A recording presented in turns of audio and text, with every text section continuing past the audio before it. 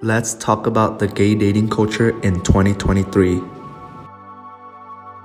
So this is my first time ever doing anything film or video related. So I'm going to start off with a topic that I really want to talk about and am very familiar with. What do I want to say about the queer dating culture? Honestly, finding love within the queer community is such a difficult topic to discuss. Love is so personal to the person, it's such an exposing and vulnerable emotion that takes an indescribable amount of courage. Everyone wants it, but no one knows how to obtain it.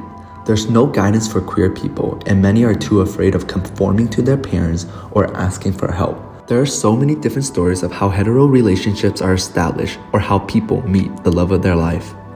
From striking up a conversation at your local coffee shop to participating in campus events, hetero relationships are way more common to come by. However, with the recent coming-of-age film Call Me By Your Name, Moonlight, and Fire Island, which covered the themes of queer identity, sex, love, and the human experience, there is hope and guidance for us young queer folks. Gay culture is not talked about enough, so let's talk about it.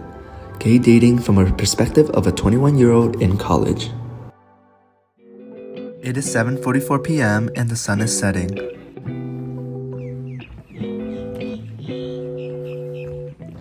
don't know what I'm gonna say, but I think I'm kind of lost.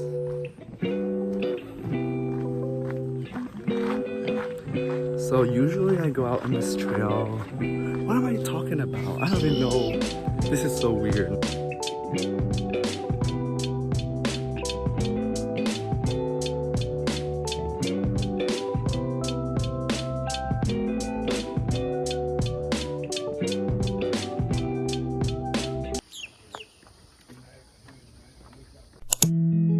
If finding someone wasn't already hard enough, I find it much more difficult trying to connect with people you just met online through apps like Tinder, Hinge, or Grindr. As my favorite artist Conan Gray once said, "You only pass through my city every once in a million seconds," which is a premise to every gay experience.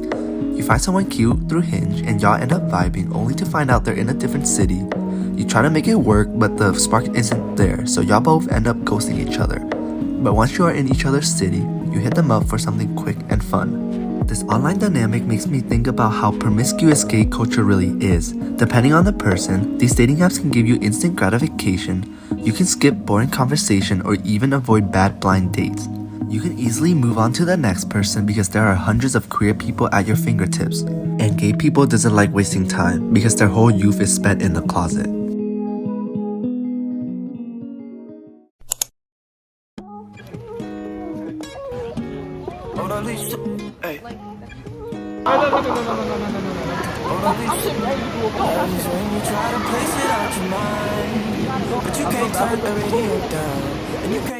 So I wrote this in my notes, but I think within the gay community in college, a lot of people are afraid to commit, so people resort to hooking up. This is limited to the stories I've heard and my personal experience, but everyone's so hung up on the idea that you have to find the perfect person who checks off every boxes on their list. But in reality, no one is perfect, especially in college. Why would anyone want to commit to a relationship where you are not sure if it's built to last or if someone is better suited for them out there? For example, someone with an established career or identity. Nowadays, it seems like a lot of young gays have commitment in relationship traumas, which lead to the growing ideas of situationships and friends with benefits. Situationships or friends with benefit is appealing in many ways.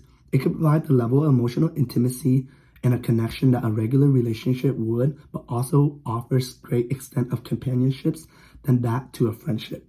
The biggest advantages of this dating dynamic is the lack of responsibility and emotional energy. Especially for young queers, situationships can be a freeing way to explore connections and find someone that matches your life goals without the need to commit to something serious.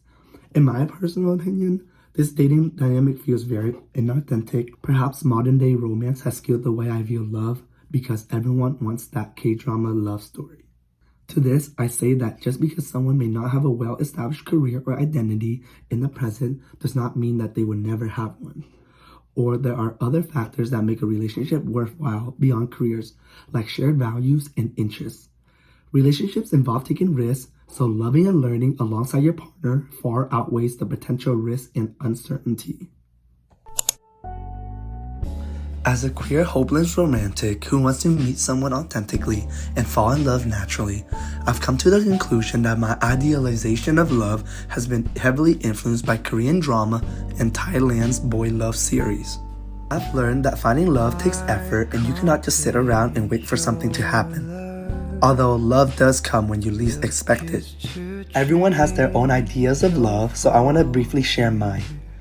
Love is gentle, so gentle that you feel safe enough to be all versions of yourself and express all the things that make you happy. Love is healing. It should allow your inner child to prosper and make you feel worthy of taking up space. And love is fleeting. It can be so powerful but temporary.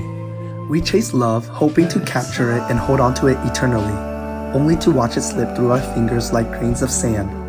This is where love beauty lies, reminding us to savor every fleeting moment.